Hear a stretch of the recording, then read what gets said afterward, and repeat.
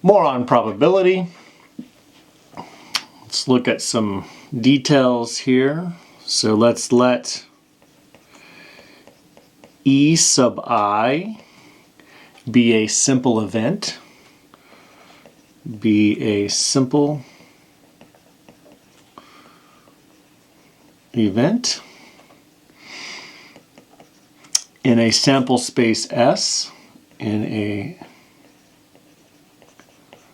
sample space S, where the sample space S, so where S is equal to E sub 1, E sub 2, etc., all the way to E sub n. So that's the entire sample space. So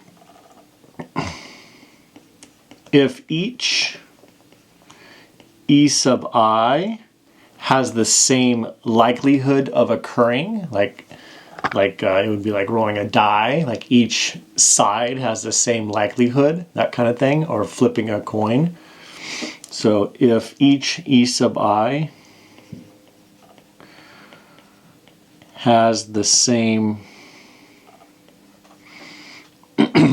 likelihood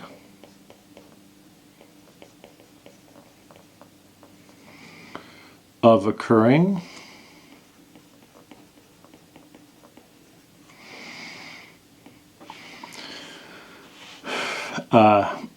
that is, there is no skew or bias in any E sub I happening. So we'll try to be specific this time. That is,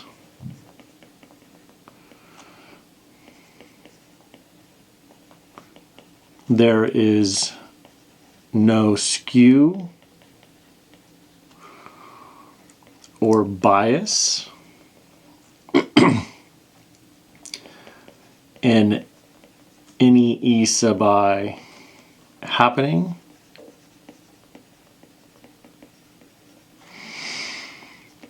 Then the probability of E sub I is 1 over n, meaning if there's n chances of it happening, then the probability is 1 over n, which should make sense.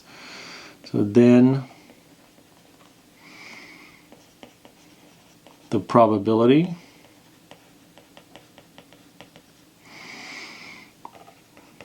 of E sub I is 1 over n, or we say, we use this notation, P of E sub I is equal to 1 over n. Therefore, the probability of E sub I must be between, or is between, 0 and 1. So we say that probability of a simple event, E sub I, is between 0 and 1. So probability of E sub I equaling 0 means it cannot occur. So the probability of the simple event E sub I equal to 0 means the event cannot occur, while the probability of E sub I equal to 1 means that the event must occur, means that the event must occur.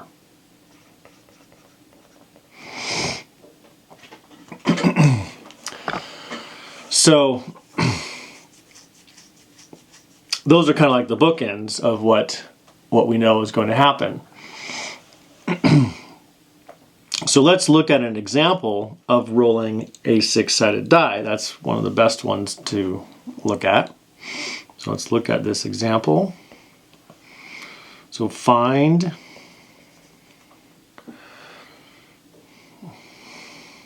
the probability of rolling a 5 in a six-sided die, and a six-sided fair die. They like to say fair die, you know, just in case. But find the probability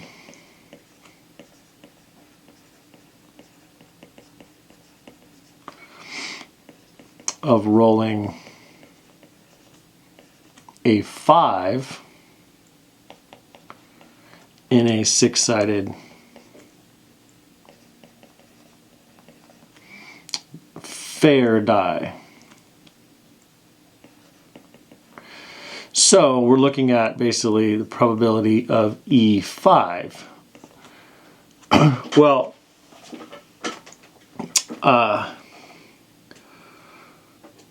we know if we go back, let's see, if we go back to our die, do we have our die up here? Yeah, I mean, it's right here. This is the sample space of rolling those numbers.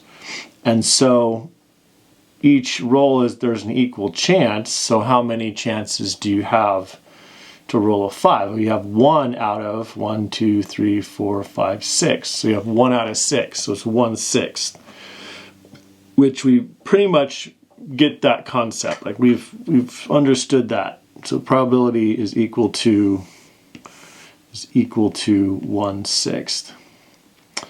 So now we start talking about, like, what if you put, what's the probability of rolling, say, a 2 or a 3?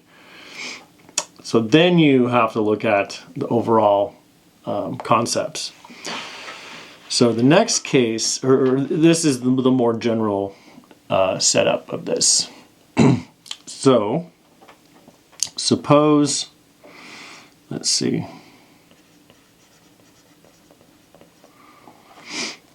Suppose A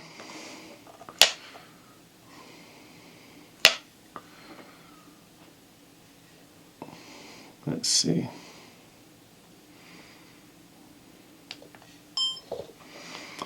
Suppose A is an event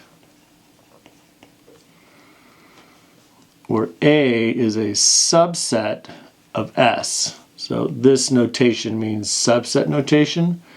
So sample space is the entire thing, and then A is a subset of that sample space. Okay, so A is a subset of S where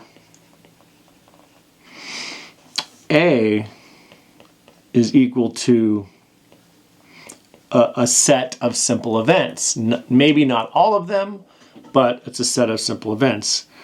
A is E1 to, say, E sub m, where m is less than or equal to n, where there is a total of n simple events in the sample space. So then the probability of A is equal to the sum of the probabilities of the simple events. So the key is they have to be simple events that we're talking about. So then the probability of A is the probability of E1 plus the probability of E sub 2, etc., all the way to the probability of E sub m. And in our notation we've looked at, it's the sum as I goes from 1 to m of P of E sub I. So that's the summation notation.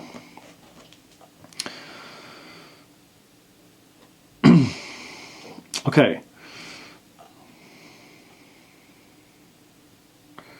Okay, so that's the sum of the probabilities of A, or the probability of A is the sum of the simple events in A. Okay, so then if you look at the entire sample space and you sum up the simple events, then it has to equal 1. It must equal 1. So the probability of a sample space, by definition, must be 1. So that's where the probabilities are fractions. You often hear it say, well, there's a 100% chance. Well, that means the sample space is happening. Like everything has to occur. So when you read or you see 100%, they really mean it's probability 1. That's what we're really saying.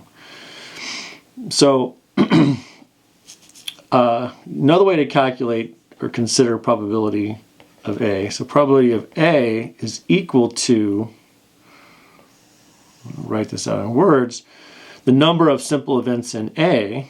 So it's the number of simple events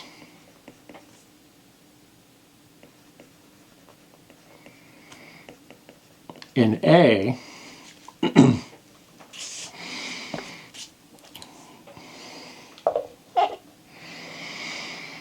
divided by the number of simple events in S divided by the number of simple events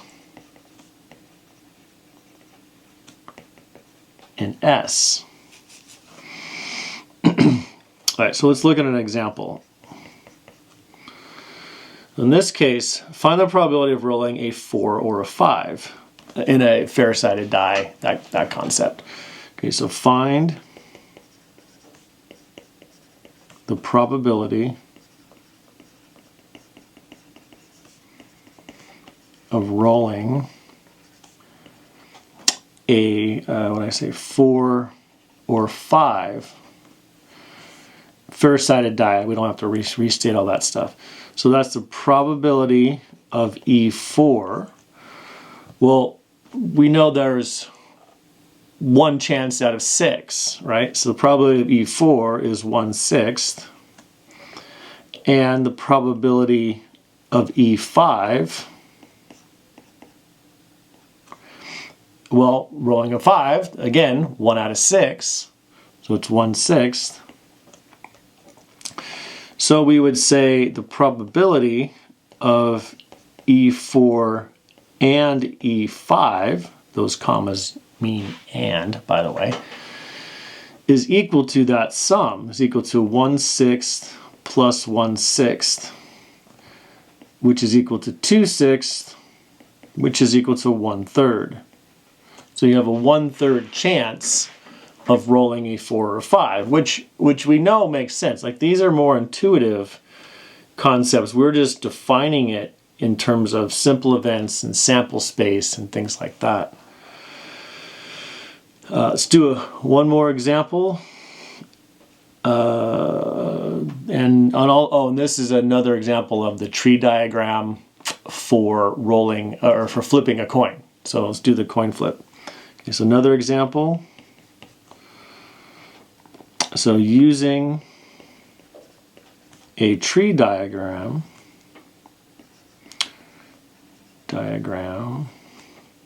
list the sample space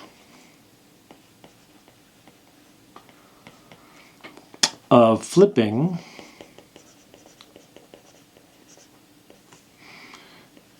a fair coin 3 times. So you're going to flip a coin and you're going to record, flip a coin again, record, flip a coin again, record. What are the possibilities? What are the different outcomes you could have by flipping a coin 3 different times? Okay, and then we're going to find the probability of heads, heads, heads, and the probability of heads, tails, heads, and see what those are. Okay, so let's do the tree diagram now.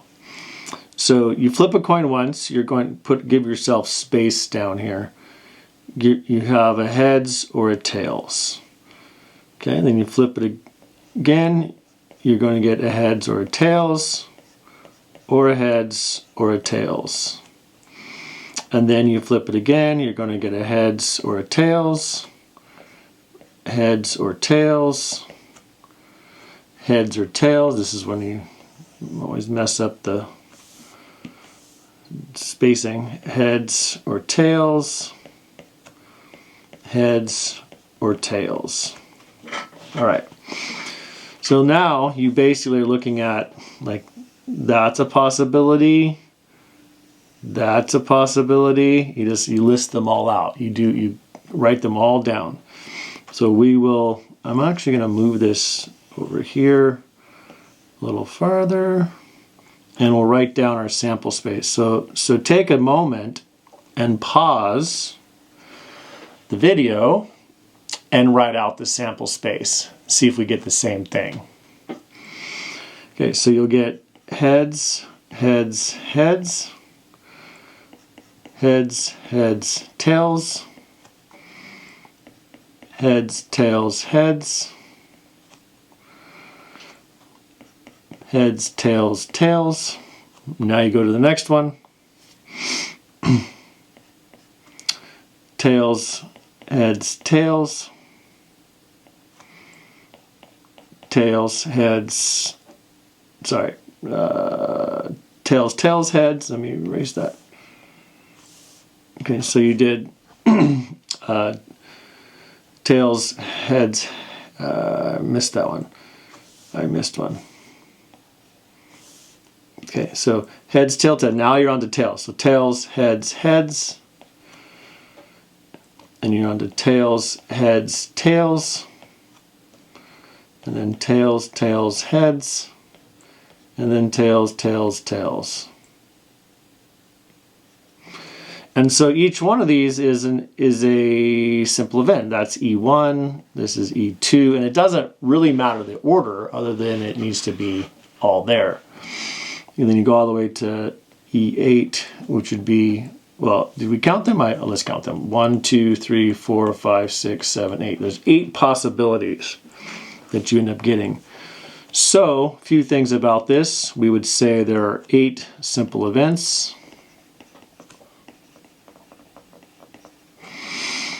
And then let's look at the probability of 3 heads in a row.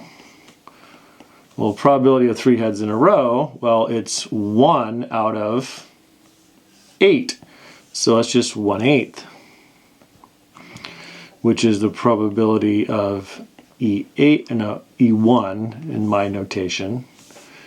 E1, which would be 1/8. And then if you looked at the probability of heads, tails, heads, is that any different? Do you get anything different when you do probability of heads, tails, heads? Well, there's only one possibility, right? So for here, that's the only possibility, right? It's right there.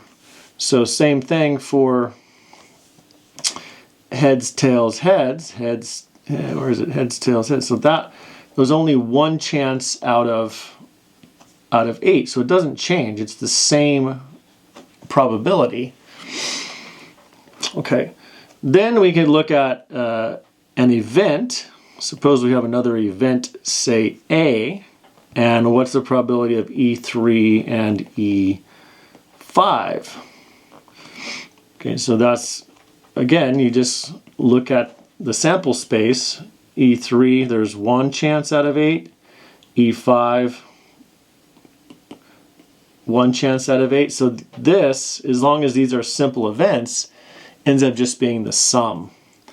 So that's just 1/8 plus 1/8, which is 2/8, which is 1/4. So you get 1 out of 4. And my other notes, I just recognized that should be a 4. Okay, so 1/4, not 1/6. So there, in this case, there's 2 chances. And then if you have two chances, then you have a 1/4 chance of doing that. All right, and then so if you did this, if you flipped this, or you did this experiment, and that means there's a 100% chance that you'll have one of these possibilities. Like one will have to have occurred if you actually did this experiment. You could try it yourself. Flip a coin 3 times and just record and see which one happened. One of those cases must have happened, right? So that should make sense. Okay, there are some other examples you can go through that I have in the other notes that I have those are posted.